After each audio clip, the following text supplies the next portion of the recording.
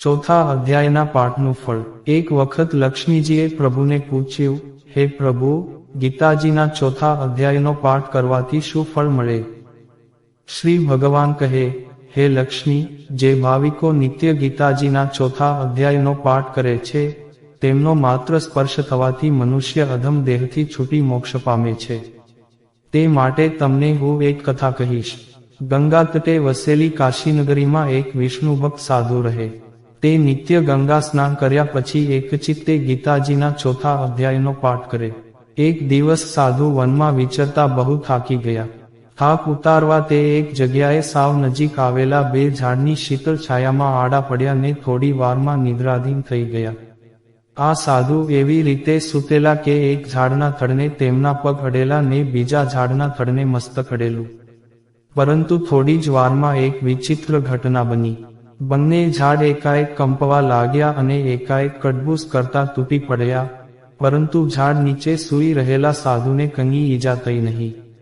ઈશ્વરેચ્છાએ આ બંને ઝાડનો જન્મ એક વિપ્રને ત્યાં પુત્રીઓ રૂપે થયો। જોતજોતામાં મોટી થતા બંને કન્યાઓ ધર્મની રાગી બની વ્રતો કરવા માંડી। બંને કન્યાઓ જોતજોતામાં પરણાવવા યોગ્ય ઉંમરની થઈ ત્યારે પિતાને કહ્યું, પિતાજી, અમારી તીર્થયાત્રા કરવાની પ્રબળ ઈચ્છા થઈ છે, માટે તે અંગે અમને અનુમતિ આપો। આથી બ્રાહ્મણે બંનેને તીર્થયાત્રાએ જવાની અનુમતિ આપી। પિતાજીના આશીર્વાદ લઈ બંને કન્યાઓ યાત્રાએ નીકળી પડી।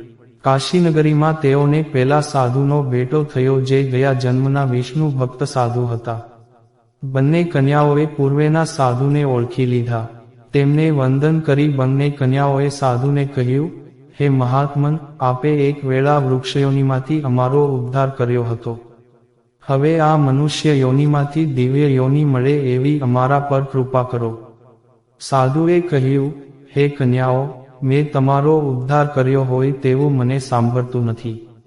કન્યાઓએ કહ્યું, હે મહારાજ, એક વેળા જંગલમાં તમે એ રીતે સૂતેલા કે તમારું મસ્તક એક વૃક્ષને અને પગ બીજા વૃક્ષને અડકતા હતા, અને તે વૃક્ષો તૂટી ગયા હતા, એ વૃક્ષો અમે હતા।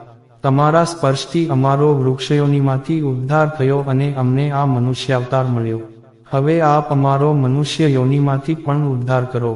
સાધુને બંને કન્યાઓની આ ઉત્તમ અને પ્રબળ ઈચ્છાથી પ્રસન્નતા ઉપજી।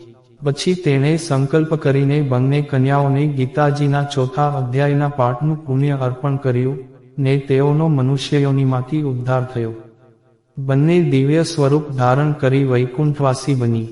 જય શ્રી કૃષ્ણ।